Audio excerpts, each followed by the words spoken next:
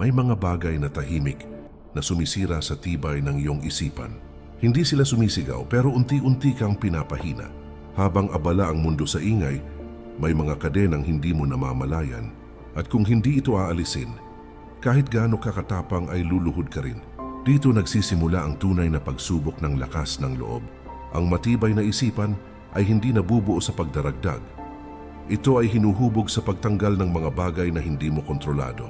Maraming tao ang pagod, hindi dahil mahina sila. Pagod sila dahil may pasan silang hindi naman dapat buhatin. Ang stoic ay hindi tumatakas, marunong lang siyang pumili. May hangganan ng lakas ng tao, pero walang hanggan ang hinihingi ng mundo. Kapag hindi ka natutong magbawas, ikaw ang mauubos. Kaibigan at kapatid, muli inaanyayahan kita na mag-subscribe sa ating channel para lagi kang updated sa mga bagong videos na aking gagawin at pakishare na din ito sa iyong mga kaibigan at tayo nang baguhin ang pananaw natin sa buhay. Hindi ito simpleng paalala. Ito ay paanyaya sa mas malinaw na paglalakbay. Isang hakbang palayo sa gulo. Isang hakbang papalapit sa sarili. Ayon kay Marcus Aurelius, ang kaligayahan ng buhay ay nakasalalay sa kalidad ng iyong mga paghatol. Hindi sa dami ng ari-arian, hindi sa papuri ng iba, kundi sa kung paano mo hinaharap ang bawat pangyayari. Ito ang pundasyon ng stoic na katatagan. Sa video na ito, hindi ka tuturuan kung paano maging perpekto. Ihahanda ka nitong maging matatag, hindi para manalo sa lahat ng laban, kundi para hindi na madurog ng mga laban na hindi naman mahalaga. Manatili ka dahil may 7 bagay kang kailangang pakawalan upang tumibay ang iyong isipan. Number 1, pagkagapos sa opinyon ng iba. Ang unang kailangang alisin ay ang labis na pagkapit sa opinyon ng ibang tao. Na tila ba dito umiikot ang halaga ng iyong pagkatao? Ito ang isa sa pinakamabigat na pasanin ng isipan dahil hindi ito nakikita, ngunit araw-araw na unti-unti kang hinihila pababa. Habang hinahabol ang papuri at pagkilala, dahan-dahang nawawala ang malinaw mong direksyon bilang isang individual. Hindi lahat ng matang nakatingin sa iyo ay may malasakit sa iyong paglago at kapakanan. At hindi lahat ng salitang naririnig mo ay may karapatang hubugin ang landas na iyong tinatahak. Kapag ang halaga mo ay nakabase sa sinasabi ng iba, palagi kang nasa gitna ng pag-aalangan at takot. Isang papuri lamang ang kayang magpalipad sa iyong emosyon lampas sa realidad. Isang puna lang din ang sapat upang wasakin ang buong araw at kumpiyansa mo sa sarili. Sa ganitong kalagayan, hindi kailanman mararanasan ang tunay na kapayapaan ng isipan. Dahil ang kapangyarihan ng iyong katahimikan ay ipinauubaya mo sa mga taong walang kontrol sa buhay mo. Itinuro ng Stoic philosophy na malinaw ang hangganan ng kontrol ng tao sa mundong ito. May mga bagay na hawak mo tulad ng iyong paghatol, kilos at pagpapasya. Mayroon ding mga bagay na hindi kailanman mapapasailalim sa iyong kamay kahit gaano ka pa magsumikap. Ang opinyon ng ibang tao ay malinaw, nakabilang sa mga bagay na wala sa iyong kapangyarihan. Ang patuloy na pagtatangkang kontrolin ito, ang ugat ng walang katapusang pagod at pagdurusa. Kapag natutunan mong bitawan ang uhaw sa pagsang-ayon, may espasyong unti-unting nabubuo sa loob mo. Isang espasyong nagbibigay daan sa malinaw na paghatol na hindi hinahaluan ng takot o panghihingi ng papuri. Isang espasyong naglalaman ng sariling prinsipyo na hindi kayang yumanig ng panlabas na ingay. Dito nagsisimulang tumibay ang isipan sa paraang tahimik ngunit matatag. Hindi dahil naging manhid ka sa mundo, kundi dahil naging matino ka sa sarili mo. Ang tunay na lakas ng isang tao ay hindi nasusukat sa dami ng humahanga o pumapalakpak sa kanyang harapan.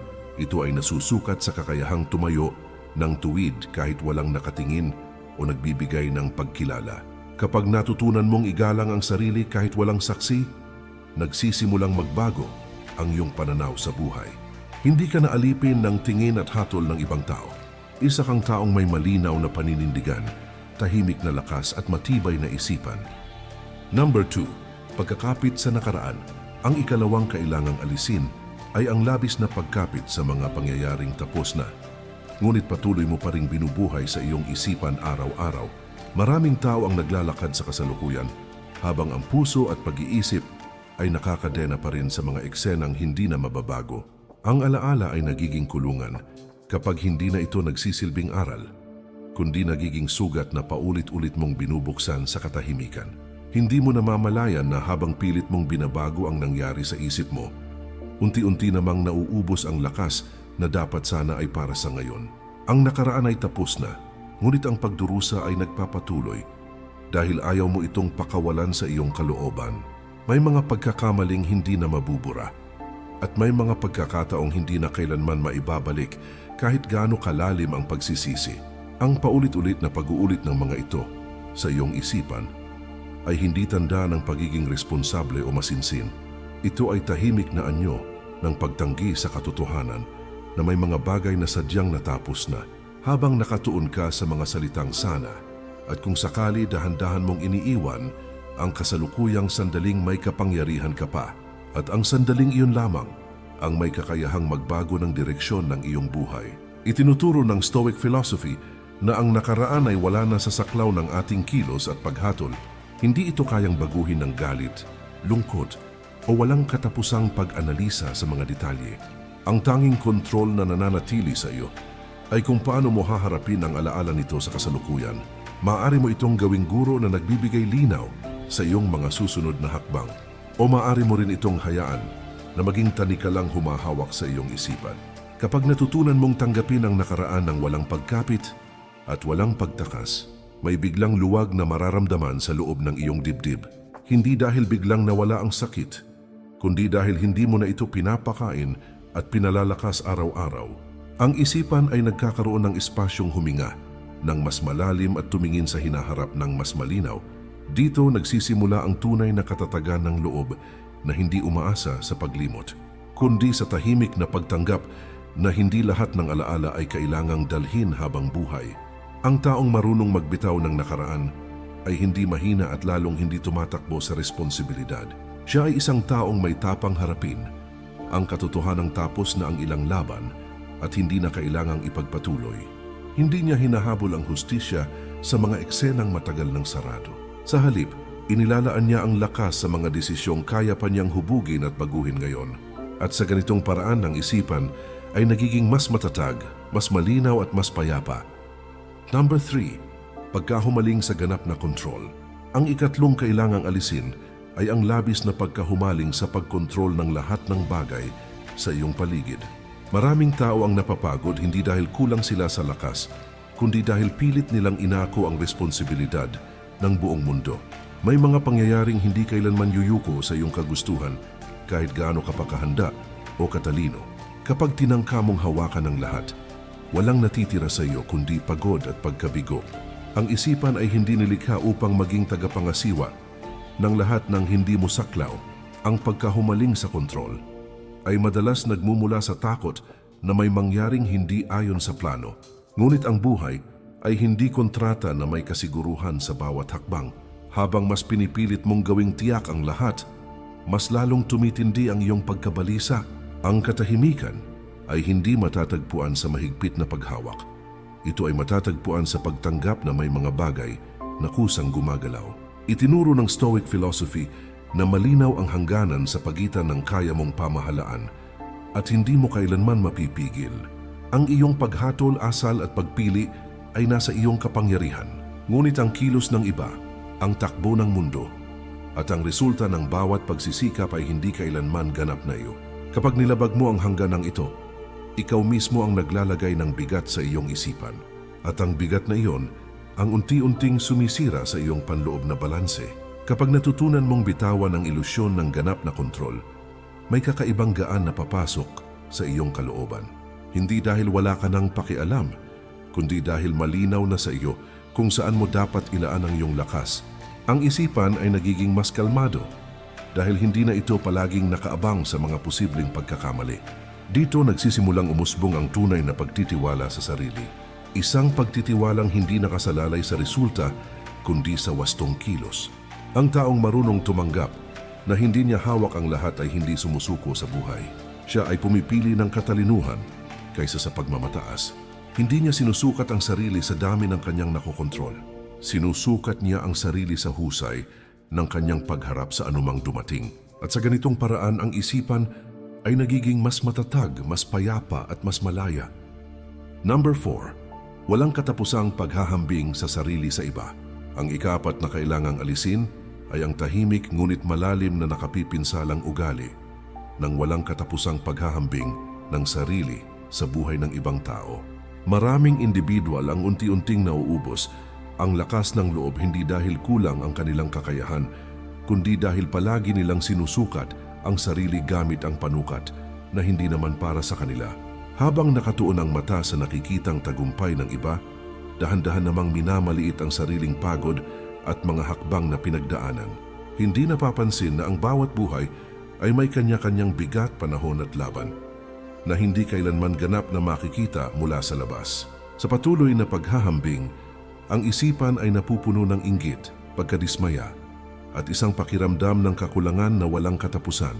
Ang ugat ng paghahambing ay madalas nagmumula sa paniniwalang nahuhuli ka na at may mali sa iyong takbo sa buhay.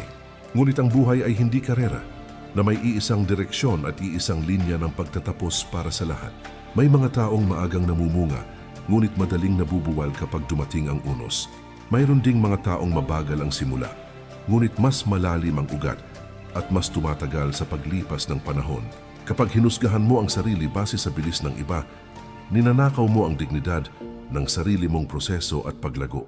Itinuturo ng Stoic philosophy na ang tanging paghahambing na may kabuluhan ay ang pagitan ng kung sino ka noon at kung sino ka ngayon.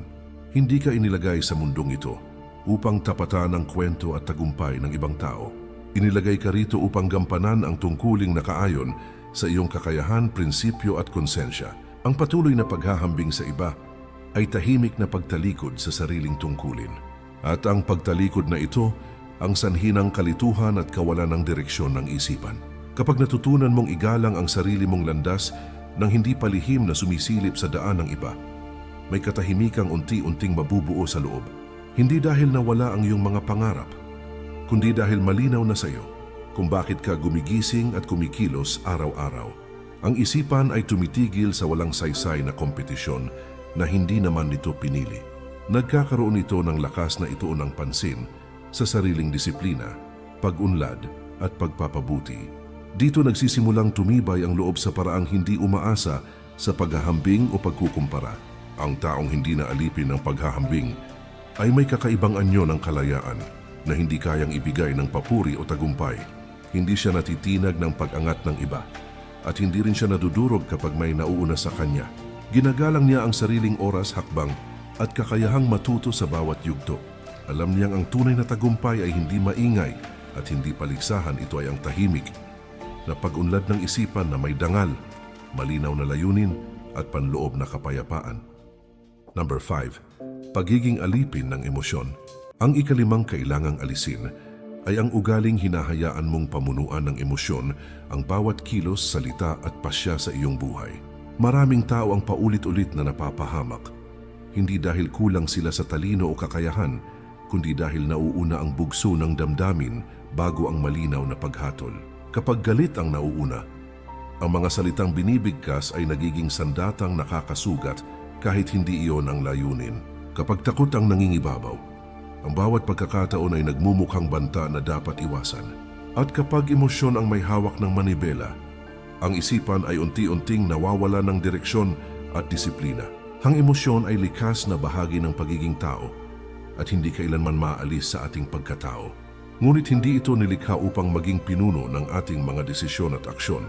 Ito ay paalala lamang na may nangyayaring mahalaga sa loob, hindi isang utos na kailangang sundin agad.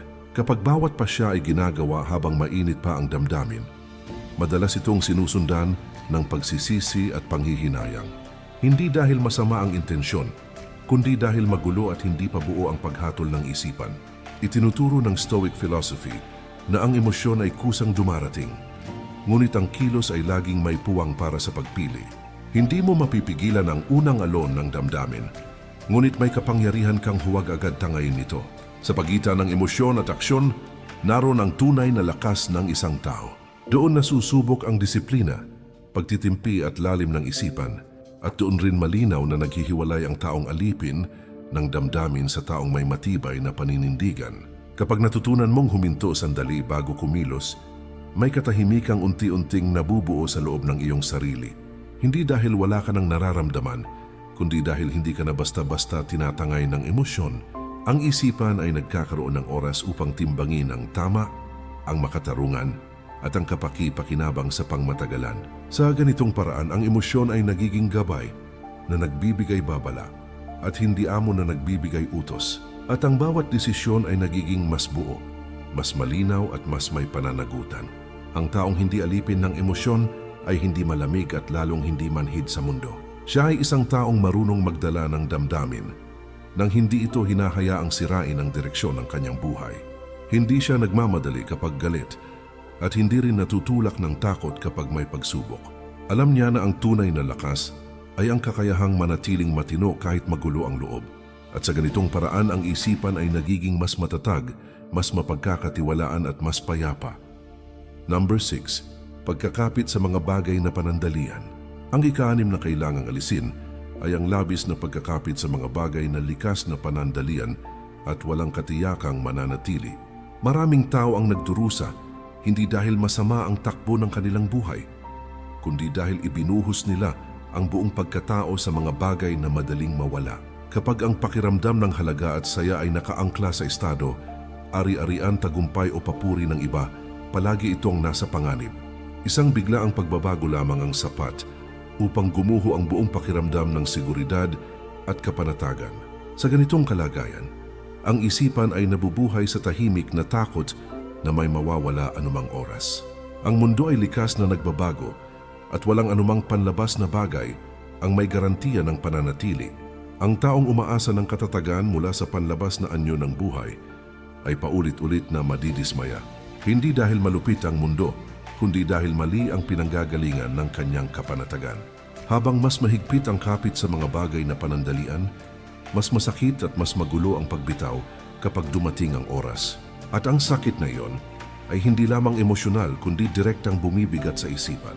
Itinuturo ng Stoic philosophy na ang lahat ng panlabas na bagay ay ipinahiram lamang at hindi kailanman ganap na pag-aari. Ang yaman, posisyon, reputasyon at maging ang ilang relasyon ay dumaraan lamang sa ating buhay sa takdang panahon. Hindi sila ibinigay upang maging pundasyon ng ating pagkatao at kapayapaan. Ibinigay sila upang gamitin ng may pag-iingat at tanggapin ng may kahandaan kapag sila ay nawala.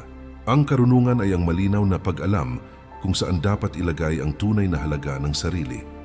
Kapag natutunan mong huwag iangkla ang iyong pagkatao sa mga bagay na madaling magbago, may kakaibang katahimikang unti-unting lilitaw sa loob. Hindi dahil nawala ang iyong mga pangarap, ambisyon o pagnanais na umunlad, kundi dahil hindi na nakatali ang iyong kapayapaan sa mga bagay na wala sa iyong kontrol. Ang isipan ay nagiging mas matatag dahil ang pundasyon nito ay hindi na nakasalalay sa panlabas na anyo ng mundo. At ang pundasyong iyon ay hindi basta-basta winawasak ng panahon o pagkakataon. Ang taong marunong gumamit ng panandalian nang hindi nagiging alipin nito ay nagtataglay ng tunay na kalayaan. Hindi siya natitinag kapag may nawala at hindi rin nalulunod kapag may dumating na biyaya. Tinatanggap niya ang pagdating at pag-alis ng mga bagay ng may dignidad at malinaw na paghatol. Alam niya na ang tunay na yaman ay hindi nasusukat sa dami ng hawak kundi sa tibay ng isipan. At sa ganitong paraan, ang kanyang katahimikan ay hindi basta-basta ginugulo ng bagong takbo ng mundo. Number 7. Pag-iwas sa pananagutan sa sariling buhay. Ang ika-7 kailangang alisin ay ang ugaling pag-iwas sa pananagutan sa sariling buhay at mga naging pasya. Maraming tao ang nananatiling mahina ang isipan, hindi dahil wala silang kakayahan, kundi dahil palagi nilang itinuturo ang dahilan sa labas ng kanilang sarili. Kapag ang sisi ay laging nasa tao, sitwasyon o nakaraan, nawawala ang kapangyarihan mong umunlad. Ang pag-iwas sa pananagutan ay nagbibigay ng pansamantalang ginhawa ngunit pang matagalang pagkakulong. Sa ganitong kalagayan, ang isipan ay nananatiling bata at marupok. Madaling sabihing kasalanan ng mundo ang iyong kinalalagyan. Madaling humanap ng dahilan kung bakit hindi ka umusad o bumangon. Ngunit sa bawat pag-iwas sa pananagutan, may bahagi ng lakas mo ang unti-unting nawawala. Hindi dahil masama kang tao, kundi dahil hindi mo inaangkin ang kapangyarihang baguhin ang sarili. Ang hindi pag-angkin sa responsibilidad ay tahimik na pagtanggi sa sariling kakayahan. Itinuturo ng Stoic philosophy na ang kalayaan ay nagsisimula sa pag-angkin ng buong pananagutan sa sariling paghatol at kilos. Hindi mo kontrolado ang lahat ng nangyari sa iyo, ngunit ikaw ang may pananagutan sa kung paano ka tutugon sa bawat pangyayari. Dito nakasalalay ang tunay na dangal ng isang tao. Hindi sa pagiging biktima ng sitwasyon, kundi sa pagiging may malay sa sariling kilos. Kapag natutunan mong akuin ang iyong mga pasya, kahit masakit at mabigat, may kakaibang lakas ang lilitaw sa loob. Hindi dahil tama ang lahat ng ginawa mo, kundi dahil handa kang harapin ang bunga nito ng may bukas na mata. Ang isipan ay tumitigil sa paghahanap ng masisisi at nagsisimulang maghanap ng direksyon. Dito nabubuo ang tunay na tibay ng loob. Ang taong umaako ng pananagutan sa sariling buhay ay hindi perpekto at hindi rin palaging panalo. Ngunit siya ay buo at hindi watak sa loob. Alam niya na ang bawat pagkakamali ay bahagi ng kanyang paghubog. Hindi siya nagtatago sa likod ng dahilan o palusot. At sa ganitong paraan ang kanyang isipan ay nagiging mas matatag, mas may dangal at tunay na malaya. Ang pagtitibay ng isipan ay hindi nagsisimula sa ingay ng mundo, kundi sa tahimik na pagbitaw sa mga bagay na matagal nang bumibigat sa loob. Hindi lahat ng dinadala mo ay kinakailangang isama hanggang sa huling yugto ng iyong paglalakbay. Bilang tao, may mga paniniwala, ugali at attachment na kailangang alisin upang muling makaluwag ang paghinga ng isipan. May mga bagay na kapag iniwan ay hindi kawalan, kundi paglaya. At sa pagbitaw na ito, nagsisimulang mabuo ang tunay na lakas na hindi umaasa sa panlabas na suporta. Ang tunay na tibay ay hindi nasusukat sa tapang na ipinapakita sa harap ng iba, kundi sa katahimikang pinangangalagaan. Kapag nag-iisa ka, ito ay makikita sa kakayahang manatiling buo kahit walang pumapalakpak at walang nagbibigay pagkilala. Kapag malinaw na sa iyo kung ano ang nasa kontrol mo at kung ano ang dapat pakawalan, nagbabago ang direksyon ng buong buhay. Hindi dahil naging malamig ka sa mundo o nawalan ng malasakit, kundi dahil natutunan mong igalang ang sarili mong hangganan at panloob na dignidad. Kaibigan at kapatid, muli inaanyayahan kita na mag-subscribe sa ating channel para lagi kang updated sa mga bagong videos na aking gagawin at pakishare na din ito sa iyong mga kaibigan at tayo nang baguhin ang pananaw natin sa buhay. Ang kaalamang pinakikinggan, ngunit hindi isinasabuhay ay madaling makalimutan. Ngunit ang kaalamang isinasa puso at ginagawang gabay ay nagiging lakas sa araw-araw na laban. Manatili sa landas ng disiplina, malinaw na paghatol at tahimik na katatagan. Dito nagtatapos ang video, ngunit dito pa lamang tunay na nagsisimula ang iyong panloob na pagbabago.